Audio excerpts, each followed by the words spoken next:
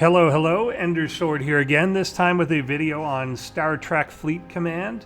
I started playing this kind of like a year ago during the middle of lockdown work from home stuff and kind of liking it. It's basically a mobile game that does have a PC platform, and there's a bit of depth to it, and we're going to talk about one of those things now. I wanted to talk about the Cardassian Armadas that started at the start of this month, and how there's still a lot of, I think, confusion around them in how that it actually works and how the crews work for them and what you need. It's a little more precise than a lot of the stuff that people are used to, where they just kind of bring a lot of power and it works out. So wanted to talk about what those mechanics actually are and do a comparison between the old ones, the new one, to show you why the results are quite different. So if we look at an old Armada here, a 33 Federation Uncommon, you can see it's got 9.2 million in power. We got 6 million shields, 9 million in hull health. And when we look at these stats, it's doing about 250,000 per round of damage. The armor piercing, shield piercing, and accuracy, 25,000 to 33,000. The critical chance, and this is going to be an important one later, it's at 10%, and the critical damage when it happens is 150% of the damage. Then on the defense side, we've got ranging from 52,000 to 70,000, and it depends which faction you're in, and so on, but they're all in that sort of range. We've also got impulse and warp range. I've never seen these things move unless it's a graphical glitch. So I don't know why they have that at all, but let's go look at the Cardassian ones and compare to what their 33 Armadas look like, and you'll start to see a big difference. Right off the bat, you'd say, hey, it's a little bit stronger, 11.4 power, but that's obviously super misleading. If we look at what the actual stats are, this again, pretty misleading. Instead of 6 and 9, we've got 4 and 10. So that's even less. So you'd think, hey, is it weaker? But then here's where you'd see, no, it is absolutely not. We have 4 times the amount of damage done per round, and we've got armor piercing and shield piercing accuracy that is much higher, 2 to 3 times higher on average than what we've got on the other side. And then we've got a crit chance starting at 20%, and anytime it crits, it does 300% of the damage that the normal weapons do, as opposed to 150% on the other Armadas. Here, the defense is also a lot higher. Instead of 50 to 70,000, we've got it consistently at close to 120,000. So again, almost double what it was before. And then this one apparently has no impulse speed, still some warp speed, but again, they don't move. So that's kind of the comparison of that. The other thing that it has that the others don't is that it has a special ability. Each round, the critical chance increases by 10%, and that's cumulative and additive. So it's not 20% becomes 22%, it just gets 10% added onto it. So it becomes 20, 30, 40, 50, 60, etc., up to 100, basically by round 7 or 8. Then you're going to be seeing nothing but crits, and that's what's going to do a ton of damage. So because it does 300% damage, these 33s are going to be swinging out 3 million per round instead of that 1 million, because it's now at that max critted value. But that exact thing is what we can exploit with our crew to take advantage of. And this is the thing that Scopely didn't really think about when they launched it, because they ended up trying to nerf her, but then there was a bit of a backlash. But there is an officer called Gala that reduces the damage that crits do. So if the opponent is a hostile, and in this case this is unclear, but it's a hostile or an Armada, Gala decreases the damage from its critical hits by 50%. Now we can also use Pike Moreau to increase the amount that this does. So people are probably familiar with Pike Moreau Chen or Pike Moreau Talon.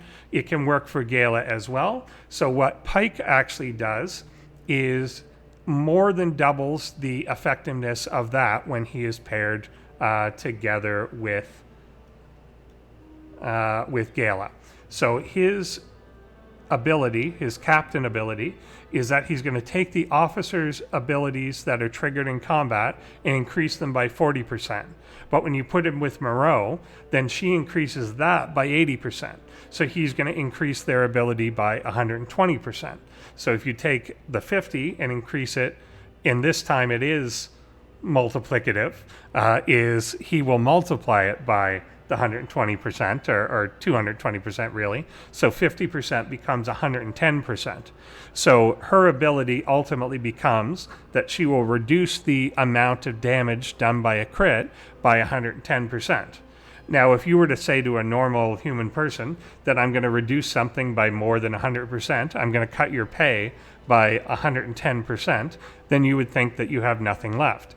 But that is not how Scopely math works. Scopely math is additive and subtractive unless it's not. So most of the time it is. And in this case, what it's going to do is go to this 300% and take off 110. So if you have Pike Moreau Gala as the leader, then you're going to reduce that by 110%, and now it does 190%. That's much more similar to the normal armadas. But then the real benefit is if someone else has Gala, then it also reduces by another 110%. And if a third one has it, it will do it by another 110%, and now you're at zero. And the way that the mechanic works, due to really kind of a bug that's been around for a long time, is whatever the stat for the leader has, it actually applies to everybody. So if the leader has Pike, Moreau, and Gala, his Gala or her Gala is 110%, and that's then going to trickle down to everyone else, even if they didn't put Pike and Moreau in. So you could put 5-6 Gala, you could put Kirk Spock Gala, whatever you wanted, and it's still going to pick up that 110% value and propagate to yours as long as the leader has that. So if the leader has it and 2 other people have it, then it's going to take this critical damage and reduce it to nothing. Why is that super important? Because of this 10% increase.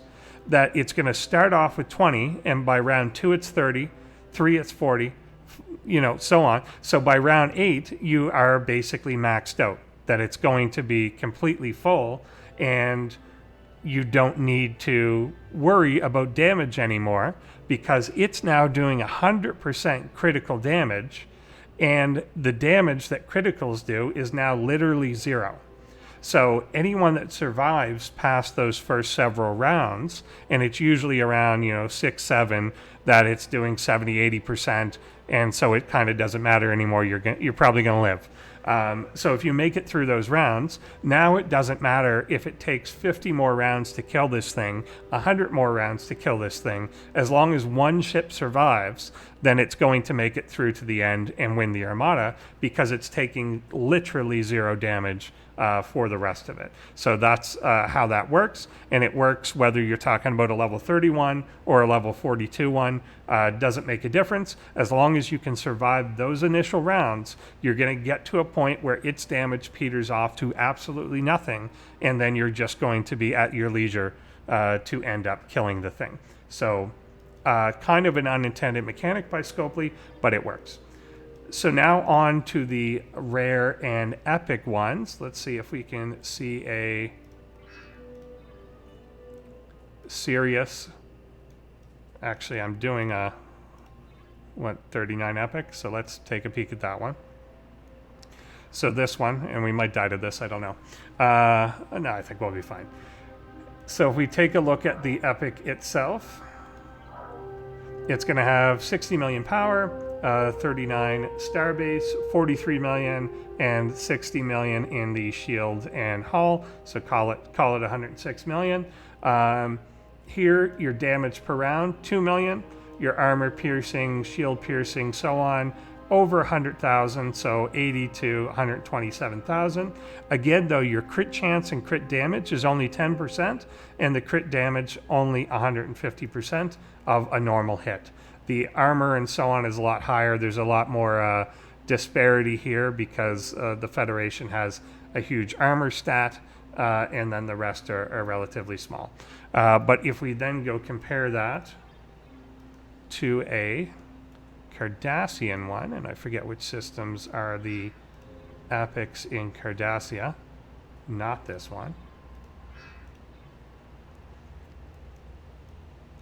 or this one, of course it's the last one I pick, will be this one. So if we take a 39 Cardassian thing, again, the power looks right on the surface, basically the same, 60 million. We scan it, we see actually way less health here. Instead of well over 100, we've got, 71. That's not too bad. But then we get into the details. Instead of doing 2 million per round, it's doing 14 million per round. And our armor pierce, instead of being slightly over 100,000, is going to be 450,000, with our crit chance of 20% and our critical damage of 450%. So way more than normal ones do. And then that armor, shield, deflecting, and dodge is right across the board, way higher than you get on any of the faction sides of things. So that is kind of the huge thing. Now on these though, they do not have the special ability where the crit increases per round. When they actually started these, they all did. So when Scopely first released them on the first day or two, they all had this mechanic where every round their crit would increase, and for rares and epics it would go up by 15% per round until a few rounds in it was just completely doing maximum crits all the time, and these things were just like fighting a volcano.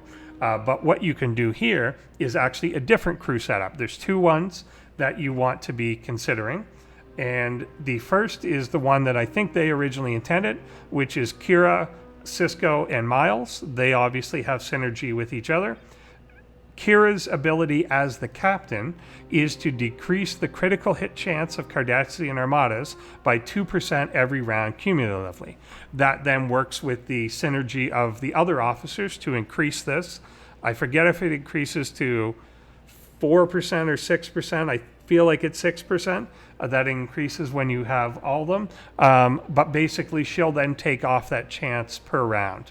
So it starts at 20, and then each round she's going to knock that down a little more. She also has this, before I hop out of it, where she decreases the armor, shield, and deflection and dodge of the attack of the Armada by 13% of your attack every time you hit it with a weapon. So again, it's starting with those huge numbers, but each time you hit it, she's going to be cutting into that, and that's her officer ability. So anyone using that is going to be just plowing into what that mitigation is for the Armada, which is huge because it starts with some really big numbers there. So you want to try and chew through that.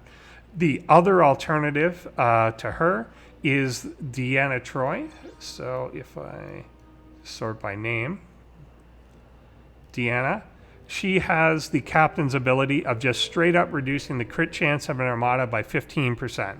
She can be synergized with another TNG crew. So I think Tasha has a 5% synergy with her. So it just takes this to 20% right off the bat. So if one person is running Troy as a captain with that 5% synergy, then right off the bat, the Armadas do 0 crit chance, and it completely takes the crits out of the equation.